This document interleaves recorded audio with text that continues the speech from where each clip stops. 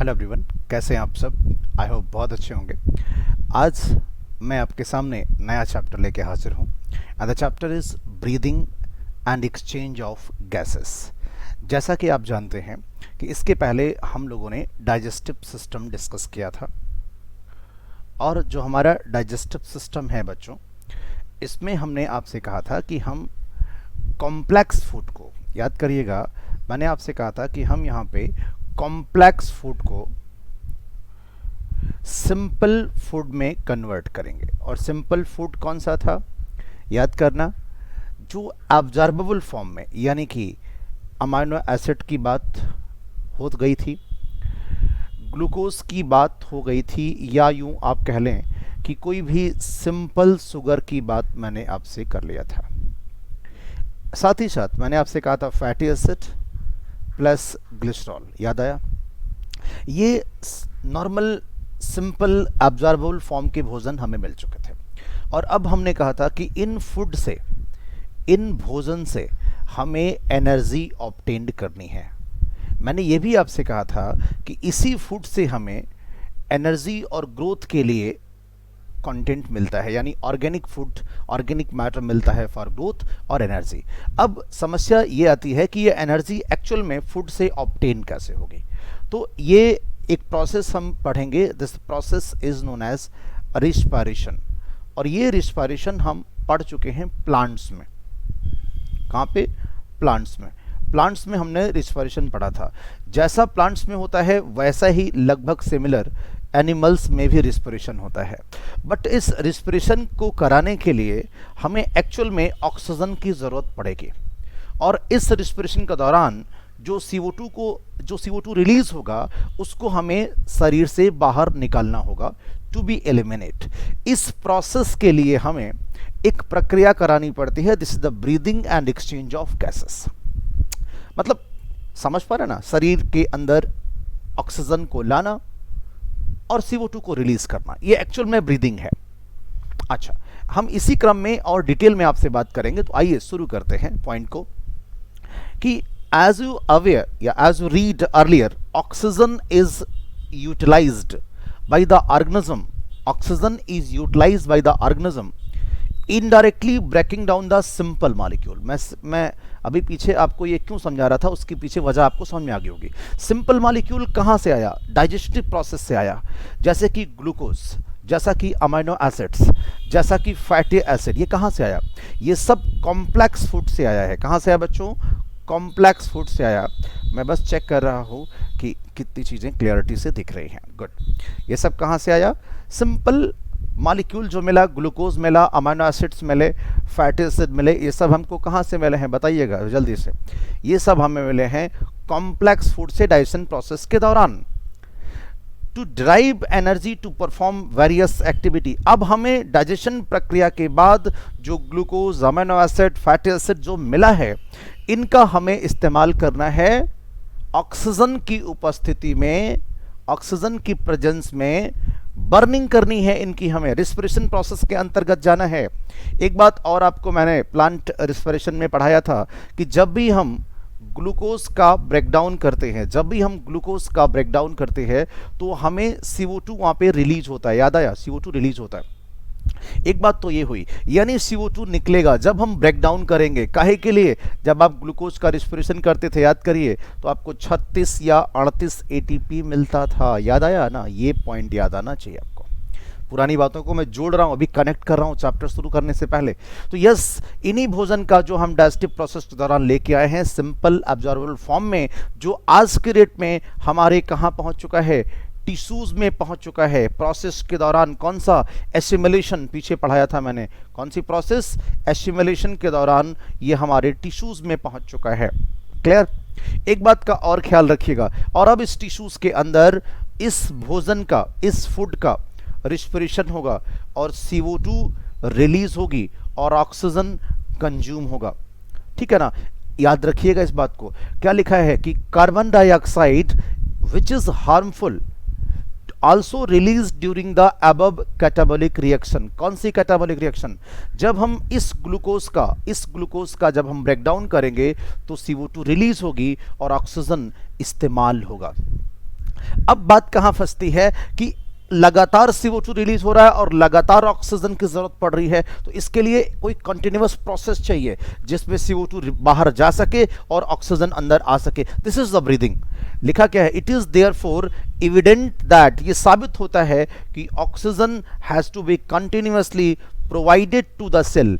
इस टिश्यू को, इस सेल को जहां मेटाबॉलिज्म हो रही है, लगातार ऑक्सीजन मिलनी चाहिए and CO2 produced by the cell, जो प्रोड्यूस हुई है, have to be released out, इसे बाहर निकालना चाहिए। This process of exchange of O2 from the atmosphere with the CO2 produced by the cell is called breathing.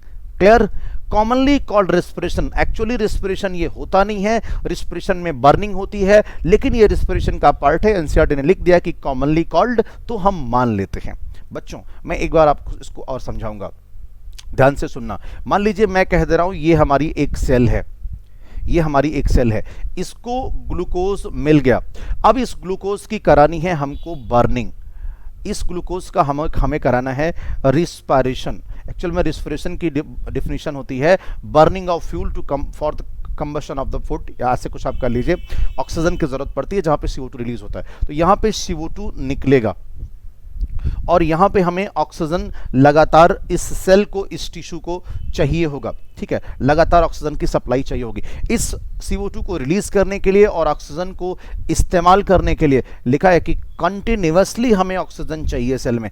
तो फिर इस सेल को ऑक्सीजन कहाँ से मिलती है? हमारे शरीर में एक प्रक्रिया होती है, this is known as breathing, जिसको आप बचपन से रिस्पिरेशन कहते आए हैं। वो एक्चुअल में नहीं, कॉमनली कॉल्ड रिस्पिरेशन है, लेकिन हमारे सेल, हमारे शरीर के अंदर ऑक्सीजन का आना और CO2 का रिलीज होना, ये ब्रीदिंग कहलाता है। या फिर मैं कह दूं एटमॉस्फेरिक एक्सचेंज हमारे शरीर से और बाहर का, ये ब्रीदिंग कहलाता है।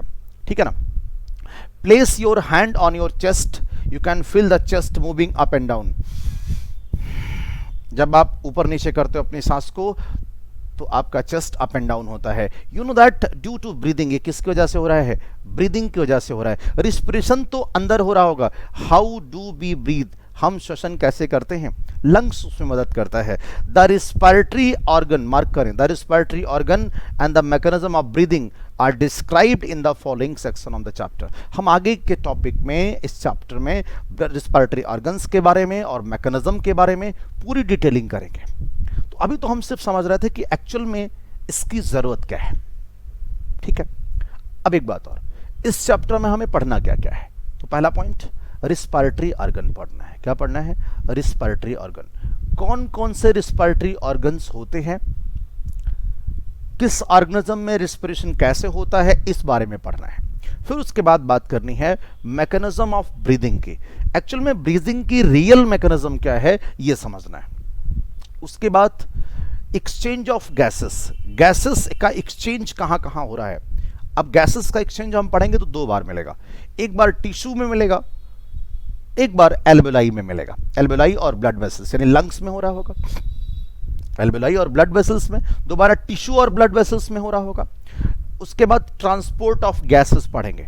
एल्वेलाई से ट्रांसपोर्ट होगा टिश्यूज तक और टिश्यूज से ट्रांसपोर्ट होगा एल्वेलाई तक। फिर उसके बाद हम बात करेंगे रेगुलेशन ऑफ रिस्पिरेशन की, और उसके बाद disorder of the respiratory system. कौन कौन सा डिसऑर्डर है, जैसे एम्फाइसीमा हो गया, एज्मा हो गया, ऑक्यूपेशनल रिस्पिरेटरी डिसऑर्डर हो गया, इन सब के बारे में बात करेंगे।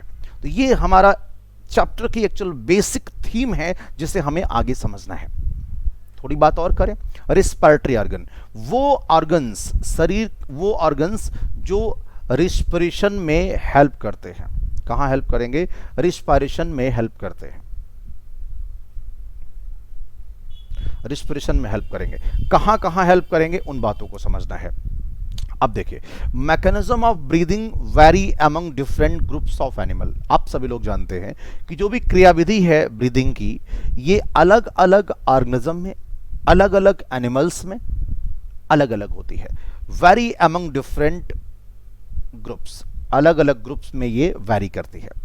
लेकिन ये किस पे डिपेंड करती है? डिपेंडिंग ऑन, मार्क करिएगा, depending on, mainly depending on habitat and level of organization. ये बड़ा इंपॉर्टेंट टॉपिक है कि कहाँ कहाँ वैरी करेगा, मतलब कहाँ कहाँ क्या होगा ये समझना है। तो देखिए मैं इसको हाईलाइट कर दूं, आप अच्छे से मार्क में कर लेना कि जो भी मैकेनिज्म ऑफ ब्रीदिंग होती है एनिमल्स की, ये डिपेंड करती है मेनली हैबिटेट पे, मतलब वो कहाँ पे रहते हैं। दूसरा लेवल ऑफ ऑर्गेनाइजेशन क्या है, मतलब हैबिटेट का मतलब तो पहले आप समझें, हैबिटेट का मतलब वो कहाँ रहते हैं, उनका आवास क्या है, एक चीज पे इस पे डिपेंड करती है। दूसरा लेवल ऑफ ऑर्गेनाइजेशन क्या है, इसका क्या मतलब है, लेवल ऑफ ऑर्गेनाइजेशन का क्या मतलब है। लेवल ऑफ ऑर्गेनाइजेशन का मतलब होता है बच्चों कि उनमें सेलुलर है, अगला टिश्यू लेवल है, या ऑर्गन लेवल है, या ऑर्गन सिस्टम लेवल है, इन चीजों पे डिपेंड करता है। तो इस सवाल पे आप पॉइंटर बना लीजिएगा कि मैकेनिज्म ऑफ ब्रीदिंग वैरी करती है, लेकिन कौन से एनिमल में क्या होगी ये डिपेंड करता है उनके हैबिटेट पे और लेवल ऑफ ऑर्गेनाइजेशन पे, ये ध्यान रखिएगा। दूसरी बात, लोअर इनवर्टिब्रेट्स जैसे कि स्पॉन्जेस, पॉरीफेरा का फाइलम, सीलेंटेट्स यानी सीलेंटेटा निडेरिया, फ्लैटवर्म प्लैटीहेल्मिन्थीस, ध्यान रखिएगा बड़ा इंपॉर्टेंट है, क्या स्पॉन्जेस या फिर आप कह लीजिए सीलेंटेट्स, क्या सीलेंटेट्स यानी ये हाइड्रा वाले परिवार की बात कर रहे हैं, या फिर फ्लैटवर्म, फ्लैटवर्म्स कौन से होते हैं, फ्लैटवर्म जिसको आप फीता कृमि कहते हैं, या प्लैटीहेल्मिन्थीस के जो मेंबर्स हैं दे आर इंक्लूडेड है। समझ पा रहे, आगे समझिए। तो लोअर इनवर्टिब्रेट्स में, स्पॉन्जेस में, सीलेंटेट्स में, फ्लैटवर्म्स में exchange of O2 and CO2 with या by the help of simple diffusion over the entire body surface. बहुत इंपॉर्टेंट पॉइंट मिला कि अगर हम आपसे बात करें तो बॉडी सरफेस से रिस्पिरेशन हो रहा है, बॉडी सरफेस से, किसमें, स्पॉन्जेस में, सीलेंटेट्स में और फ्लैटवर्म्स में, फ्लैटवर्म्स में बॉडी सरफेस से हो रहा है। क्लियर, ठीक है, मार्क कर लीजिएगा इस पॉइंट को। ओके, नेक्स्ट आइए उस पर भी बात करते हैं। अर्थवर्म बहुत इंपॉर्टेंट है। Earthworm use the moist cuticle, जो अर्थवर्म होता है उसकी जो स्किन होती है दिस क्यूटिकल, वो बड़ी उसमें नमी होती है, वो मॉइस्ट होता है, ठीक है ना। तो अर्थवर्म जो हमारा है, अर्थवर्म ये मॉइस्ट क्यूटिकल की मदद से रिस्पिरेशन प्रोसेस को पूरा करता है या ब्रीदिंग प्रोसेस को पूरा करता है। Insect have a network of tube, this is called tracheal tube, to transport atmospheric air within the body. तो जो भी हमारे इंसेक्ट्स होते हैं ये ट्रैकियल ट्यूब के द्वारा, ये सब याद करना है आपको, ट्रैकियल ट्यूब के द्वारा रिस्पिरेशन करते हैं या ब्रीदिंग करते हैं, तो ये भी आपको नोट करना है, कर लिया ना, ट्रैकियल ट्यूब्स। पूरी बातें क्लियर होनी चाहिए। पहला सवाल, mechanism of breathing vary among different groups of animal depending mainly on their habitat. जो मैकेनिज्म है ब्रीदिंग की वो अलग अलग एनिमल्स में अलग अलग होगी, ये डिपेंड करती है मेनली हैबिटेट पे और लेवल ऑफ ऑर्गेनाइजेशन पे। कौन सा ऑर्गेनाइजेशन है, सेल वाला है यानी सेलुलर है, या फिर टिश्यू लेवल का है, या ऑर्गन लेवल है, या organ levels organ system level है। ये बात आपने एनिमल किंगडम में पढ़ी होगी। बात को समझना है ध्यान से। अगर हम बात लोअर एनिमल्स की करें, लोअर इनवर्टिब्रेट्स की करें, स्पॉन्जेस की करें, सिलेंटेट्स की करें, फ्लैटवर्म्स की करें, तो उनमें सिंपल डिफ्यूजन से बॉडी सरफेस में सिंपल यानी पूरा पूरा बॉडी सरफेस से सिंपल डिफ्यूजन के द्वारा यहाँ पे एक्सचेंज होता है इंटायर बॉडी सरफेस से वाया सिंपल डिफ्यूजन। अर्थवर्म में मॉइस्ट क्यूटिकल की मदद से होता है, यह भी पॉइंट बड़ा इंपॉर्टेंट है। इंसेक्ट्स में ट्रैकियल ट्यूब की मदद से होता है, ध्यान रखना इस पॉइंट को। इसी में एक कदम और आगे बात करें, टू ट्रांसपोर्ट एटमॉस्फेरिक एयर हो गया, special vascularised structure called gills. अगर हम बात करें स्पेशल वैस्कुलराइज्ड स्ट्रक्चर गिल्स की, तो गिल्स की अगर हम बात करें कि गिल्स कहां रिस्पिरेशन करेगा, गिल्स के थ्रू किसमें रिस्पिरेशन होगा, सॉरी, तो it is the most of the aquatic Arthropoda and Mollusca. Where, clear, यानी कि ये लाइन बहुत इंपॉर्टेंट हो गई हमारी। वो क्या थी, ध्यान से समझना पॉइंट को, कि गिल्स में रिस्पिरेशन, गिल्स के थ्रू रिस्पिरेशन किस में होगा, तो एक्वाटिक आर्थ्रोपोड्स में और मोलस्का में। Very very important. और जब भी कभी गिल्स के थ्रू रिस्पिरेशन होता है तो हम उसे ब्रैकियल रिस्पिरेशन कहते हैं। क्या बोलते हैं? ब्रैकियल रिस्पिरेशन कहते हैं। इंपॉर्टेंट पॉइंट है। Yes, brachial respiration. तो ब्रैकियल रिस्पिरेशन प्रेजेंट इन कहां मिलेगा? बोलिए जल्दी से। एक्वाटिक आर्थ्रोपोड्स में और मोलस्क में। Whereas vascularized bag-like structure known as lungs are used by the terrestrial forms for exchange of gases. आप टेरेस्ट्रियल फॉर्म्स यानी जो लोग जमीन पे रहते हैं वहां पे अगर हम देखें तो वो लंग्स के थ्रू रिस्पिरेशन करते हैं। Such kind of respiration is known as pulmonary respiration. क्या बोलेंगे? Pulmonary respiration. Yes, pulmonary. Lungs के द्वारा जब होता है तो इसे क्या कहते हैं? पल्मोनरी। तो एक्वाटिक आर्थ्रोपोड और मोलस्का में ब्रैकियल रिस्पिरेशन हो रहा है, गिल्स के थ्रू हो रहा है। लंग्स के थ्रू रिस्पिरेशन हो रहा है टेरेस्ट्रियल फॉर्म्स में।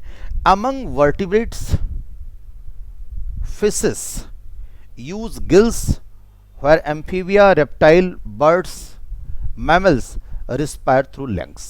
फिर से समझना है, अगर हम सारे के सारे वर्टिब्रेट्स की बात करें तो हमारे पास जब वर्टिब्रेट्स का ग्रुप आता है तो कौन कौन से लोग आते हैं? मछली आती है, एम्फीबिया आता है, रेप्टाइल आता है, बर्ड्स आते हैं और मैमल्स आते हैं। ध्यान से बात को समझना है।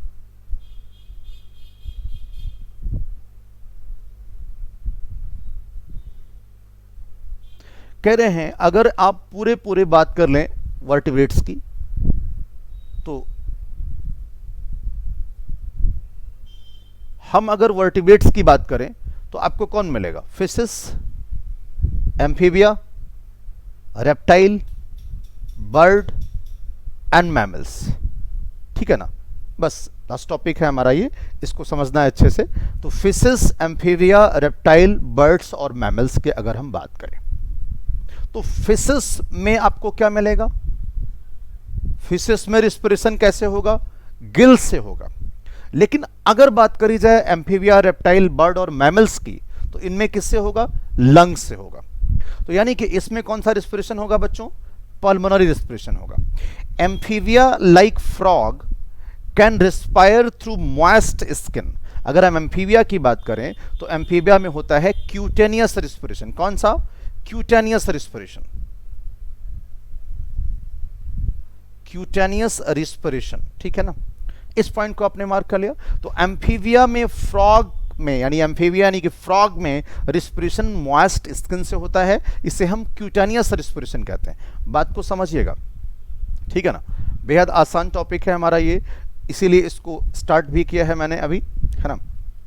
पहले आप इसको समझ लें फिर हम आगे की बात करेंगे। ठीक है बच्चों? चलो तो एक बार जल्दी से रिवाइज करा देते हैं पूरा आपको, फिर नेक्स्ट टॉपिक पे चलेंगे। तो मैकेनिज्म ऑफ ब्रीदिंग की बात करें तो vary among different groups of animal depending on their habitat, level of organisation etcetera etcetera. Lower invertebrates की अगर हम बात करें तो स्पॉन्जेस में, सिलेंटेट्स में, फ्लैटवर्म्स में एक्सचेंज ऑफ O2 होता है, यानी ऑक्सीजन और CO2 का एक्सचेंज होता है सिंपल डिफ्यूजन प्रोसेस के द्वारा। इसी केस में इंटायर बॉडी सरफेस से होता है। अर्थवर्म में मॉइस्ट क्यूटिकल होता है, इंसेक्ट्स में ट्रैकियल ट्यूब होता है। स्पेशल वैस्कुलाइज्ड स्ट्रक्चर गिल्स के थ्रू रिस्पिरेशन होता है। कहां? एक्वाटिक आर्थ्रोपोड्स में और मोलस्क में। वैस्कुलाइज्ड बैग लाइक स्ट्रक्चर से होता है कहां? टेरेस्ट्रियल फॉर्म्स में। ठीक है ना? This is called pulmonary respiration या लंग्स के थ्रू रिस्पिरेशन। और अगर हम लास्ट में आपसे बात करें, वर्टिब्रेट्स में, फिशेस में गिल्स से रिस्पिरेशन होता है, बाकी एम्फीबिया, रेप्टाइल, बर्ड्स, मैमल, इनमें सब में लंग्स के थ्रू होता है। Amphibia like frog can respire through the moist skin, या इसे हम क्यूटेनियस रिस्पिरेशन कहते हैं। तो यहाँ पे तीन प्रकार का रिस्पिरेशन हमने पढ़ा, ब्रैकियल, पल्मोनरी और क्यूटेनियस। ब्रैकियल कौन सा है? जल्दी बताएं। गिल्स के थ्रू होता है। पल्मोनरी कौन सा है? लंग्स के थ्रू होता है। क्यूटेनियस कौन सा है? स्किन के थ्रू होता है। इसमें आपको याद रखना है। ये तो बात हो गई एनसीईआरटी में जितने एग्जाम्पल्स थे उनके थ्रू। हम अगले इस वीडियोज़ में, इसलिए मैं इसको जानबूझ के छोटा वीडियोज़ बना रहा हूँ क्योंकि यहाँ पे सिर्फ आपको याद करना है, अगले में हमें पूरी मैकेनिज्म पढ़नी है, तो हम उसमें इसको घुसाना नहीं चाहते। हम अगले वीडियोस में हम आएंगे तो कुछ एनसीईआरटी के पॉइंट्स के बाहर के सवाल भी हैं जिनके थ्रू डिस्पिरेशन होता है, तो उसको भी इसमें ऐड करके फिर हम ह्यूमन रिस्पिरेटरी सिस्टम की बात करेंगे। तो ये छोटा सा वीडियो हमने बनाया है इसलिए कि आप इस बात को पूरा समराइज करके टॉपिक को समझ सकें, फिर हम आगे स्टार्ट करते हैं। Thank you.